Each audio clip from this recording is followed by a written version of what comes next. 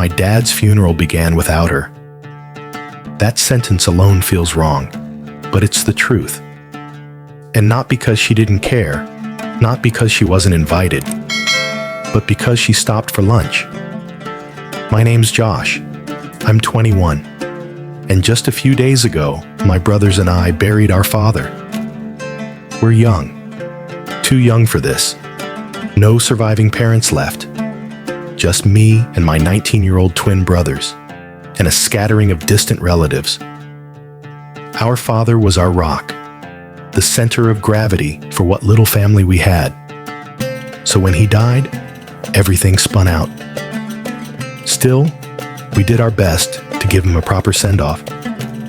We didn't have much, but we had people, mostly family friends, neighbors, and a few relatives who genuinely cared. One of those people, at least for most of our lives, was our cousin Kaylee. She's 24, just a few years older than me. And for much of her childhood, she lived with us. Her mom, my dad's sister-in-law, was in and out of hard times. Single, unstable, sometimes present, sometimes completely gone. So my dad stepped in. He wasn't her father, but he became something close to it. He gave her food, a bed, a stable home, and maybe even the sense that someone, anyone, gave a damn. I thought that meant something to her. Over time, though, life moved on. She turned 21, moved out of state, and rarely came back around. I didn't blame her. People grow, people scatter, but even if she wasn't around anymore, she still called my dad her hero. So when she volunteered to create slideshows for the funeral, I was grateful. It meant a lot to all of us. She told me she'd make 2 of them, one before the eulogy and one after. It was her way of honoring the man who helped raise her. But the day of the funeral, she didn't show up on time. She didn't call the night before. She didn't text that morning. Nothing until she messaged me during the viewing. Just as the room started filling with people quietly crying, quietly remembering. She said she was at the airport, picking up her mom. And then, casually, as if it were a lunch date and not my father's memorial, she told me they had to eat and would be 60 to 90 minutes late. 60 to 90 minutes. She asked me if I could delay things, push the service back. Now listen, if you've ever helped arrange a funeral, you already know. This is not a potluck. This is not a brunch. Funeral homes have tight schedules. Ministers have other services. Guests arrange their whole day, sometimes their entire travel plans, around these times. You don't just pause the funeral midstream. And more than logistics, there's emotion. There's a current of grief you don't interrupt lightly. Still, I tried. I told her maybe we could adjust the order. Maybe we could delay a slideshow or something. But in the end, the gears were already turning, and I didn't get the chance to speak to the funeral director in time. So we went on. The eulogy, the music, the faces in the crowd, some hugging, some silent. My brothers crying behind me, barely holding it together. And Kaylee? She wasn't there. She called again. I didn't answer. She texted. I didn't respond. And somewhere in that silence, she must have assumed things had been pushed back, that the world would pause for her. When she finally arrived, near the end of everything, she walked in furious, not grief-stricken, not embarrassed, not apologetic, furious.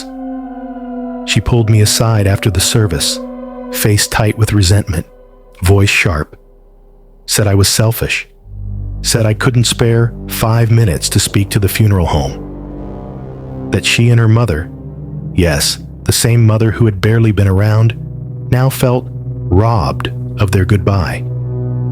But here's the thing. Her slideshows, still on her computer? The tribute she says she missed? She made it herself. She could play it anytime she wants. She can watch it alone, with her mom, at midnight, at dawn, on her couch, on a beach, at a gravesite. But what she couldn't do, and what I wouldn't allow, was hijack the final goodbye my brothers and I were holding for our dad. She couldn't arrive 90 minutes late and expect the world to wait. She didn't apologize. She posted on social media instead. A long, vague rant about her toxic family, about how she was denied her chance to grieve, about how the funeral was rushed, how she was ignored, how people didn't respect the love she had for him. She didn't say my name, but I knew who she meant. And I'll admit, I texted her, stupidly. I told her I wished it could have worked out, that I really did. And she came back again with the same thing. I'm selfish. I ruined it. I've sat with that. I've wondered if, maybe, in all the chaos of grief, I was too rigid. Maybe I should have done more. Maybe I could have done more. But when I look back at everything, the texts, the timing, the audacity of stopping for a sit-down meal while asking me to pause a funeral already in progress, no, I wasn't the selfish one. So, am I the asshole?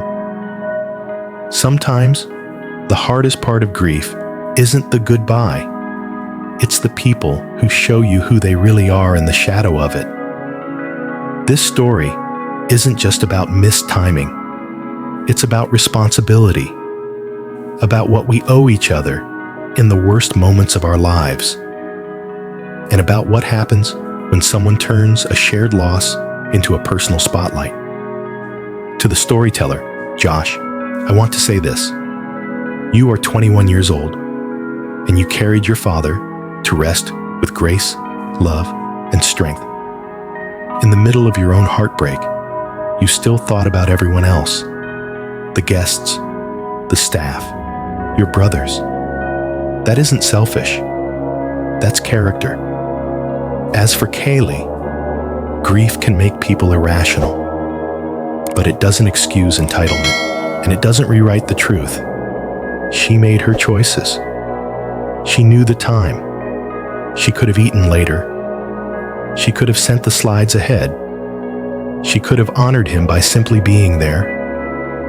Instead, she wanted the funeral to bend to her hunger. Let that sink in. And here's the real tragedy. She could have shared something beautiful, her slideshow, her presence, her voice, but she traded it for lunch. To everyone listening, have you ever had someone hijack a moment of mourning? A wedding, a funeral, a milestone, made it about them when it was never supposed to be? If you have, drop a comment, because sometimes speaking the truth out loud is the only way we stop repeating the cycle. And to Josh, you're not the asshole. You're just someone who lost your dad. And in the chaos of death, tried your best to do right by him. And that is something he would have been proud of.